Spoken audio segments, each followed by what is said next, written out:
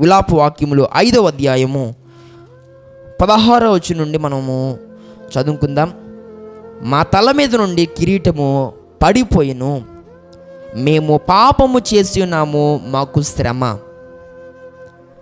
ఎక్కడి పుల్లారా, ఇర్మియా మాట్లాడుతున్నాడు. ఎప్పుడు అనంటే ఈ యొక్క విలాప వాక్యములు అనేటువంటి ఈ యొక్క గ్రంథం ఎప్పుడు రాయబడింది, ఈ విలాప వాక్యములు ఎప్పుడు రాయబడింది అంటే పిల్లరా, యూదా ప్రజలు ఆ యొక్క చెరకు అప్పగించబడినప్పుడు ఈ యొక్క విలాప వాక్యంలో రాయబడింది. యూదా వారందరూ కూడా చెరలోనికి వెళ్ళిపోయి అక్కడ వారు నలిగిపోతూ ఉంటే, వారు అక్కడ సతమతం అయిపోతూ ఉంటే, వారు అక్కడ దుఃఖపడుతూ ఉంటే ఇర్మియా ప్రవక్త చూడలేకపోతున్నాడు.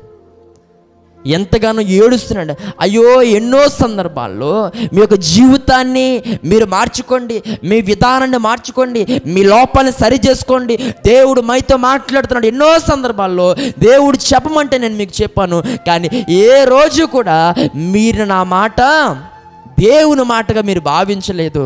దేవుడు చెప్పమని చెబితే మీరు నా మాటగా భావించరు, ఒక మనిషిని మాటగా మీరు భావించరు. అయ్యో, ఇప్పుడు యూదా ప్రజలందరూ కూడా చెరలో నలిగిపోతూ ఉన్నారే, ఇప్పుడు యూదా ప్రజలందరూ కూడా ఎంతగానో కృంగిపోతూ ఉన్నారని వారి బాధ చూడలేకపోయినారా.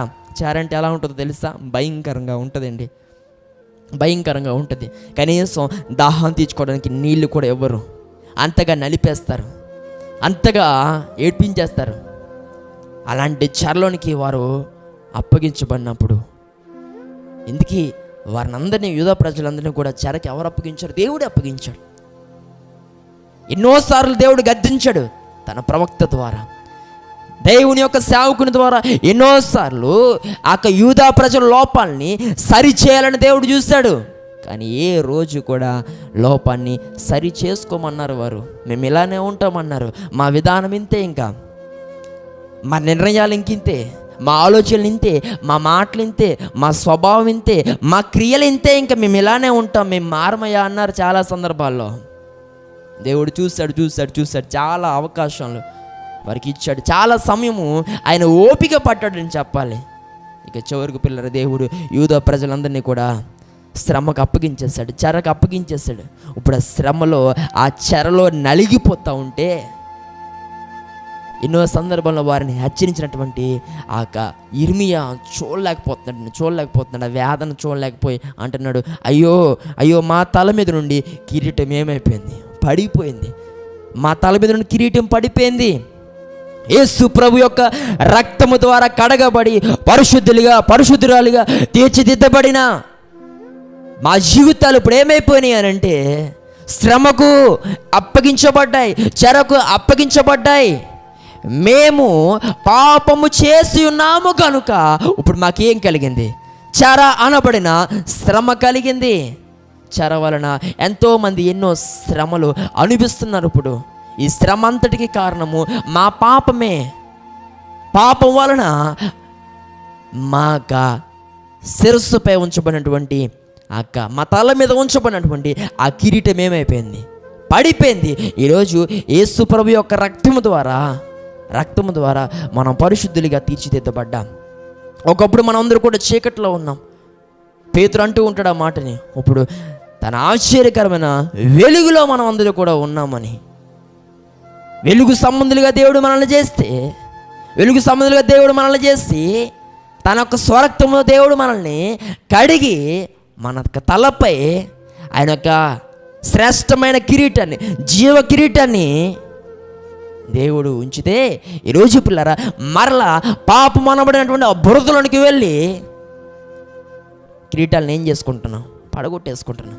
ప్రియ సహోదరుడా, ఈ యొక్క యూదా ప్రజలందరికీ కూడా దేవుడు కిరీటము వారి యొక్క తలపై ఉంచితే, కిరీటాలు తలపై ఉంచితే వారందరూ కూడా ఏం చేస్తారు? పాపం చేస్తారు. పాపం వలన కిరీటం ఏమైపోయింది? పడిపోయింది. కిరీటం పడిపోయింది. ఆ కిరీటమే దేవుని యొక్క రాజ్యానికి తీసుకువెళ్ళేది. ఆ కిరీటమే దేవునితో సహవాసము చేయుట కొరకు ఆధిక్యతనిచ్చేది. ఆ కిరీటమే సకల పరిశుద్ధులతో సహవాసము చేయనిచ్చేది. అలాంటి కిరీటాన్ని యూదా ప్రజలు ఏం చేసుకున్నారట? పడగొట్టేసుకున్నారట. ఏంటి కిరీటాన్ని పడగొట్టింది ఏంటి? వాక్యం చదువుకున్నాం, పాపము. అందువలన వారికి కలిగిందేంటి? శ్రమ. ప్రియ సహోదరి సహోదరుడా, నీ మీద ఉంచబడిన కిరీటం పడిపోయింది. నీకు అర్థమవుతుందా? ఈ మాట నీవు శ్రద్ధగా వింటున్నావా? నీ మీద దేవుడు ఉంచినటువంటి కిరీటము ఎప్పుడో పడిపోయింది. నీ నెత్తి మీద ఉన్నటువంటి ఆ కిరీటం పడిపోయి చాలా రోజులు అయిపోయింది.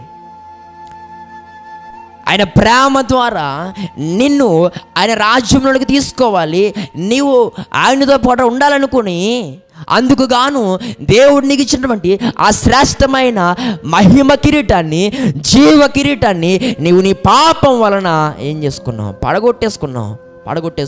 ఇప్పుడు ఆత్మ సంబంధమైన ఆ కిరీటము, మహిమ కిరీటము, ఆ జీవ కిరీటము నీ తలపై లేదు.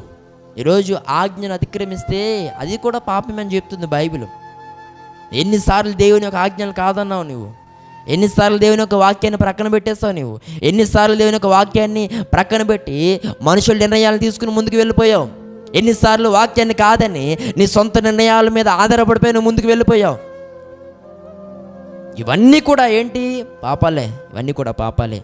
అందుకు గాను నీకు వచ్చింది ఇప్పుడు ఏంటి? ఈరోజు నువ్వు అనిపిస్తున్నది ఏంటి? శ్రమ. నువ్వు శ్రమలో ఉన్నావు. నీ యొక్క తలపై ఉంచబడిన కిరీటము పడిపోయింది. ఈ పాపము నీ కిరీటాన్ని ఏం చేసింది? పడగొట్టేసింది. ప్రియ సహోదరి సహోదరుడా, జాగ్రత్త. ఏ రోజుకైనా నువ్వు చేస్తున్న పాపము నిన్ను పట్టుకుంటుందని నీకు తెలుసా? చిన్న పాపమే కదా నువ్వు అనుకోవద్దు అసలు. ఈ యొక్క వాక్యాన్ని నువ్వు గ్రహించగలిగితే ఎన్నోసార్లు దేవుడు చెప్పాడు, యూదా ప్రజలు వినలేదు. ఇప్పుడు కిరీటాలు ఏం చేయబడ్డాయి? పడగొట్టబడ్డాయి. దేని వలన? పాపం వలన. వారికి ఏం కలిగింది? శ్రమ కలిగింది. ఎప్పుడు కూడా పాపానికి అవకాశం ఇవ్వద్దు. చిన్న పాపమే కదా అని అనుకోవద్దు.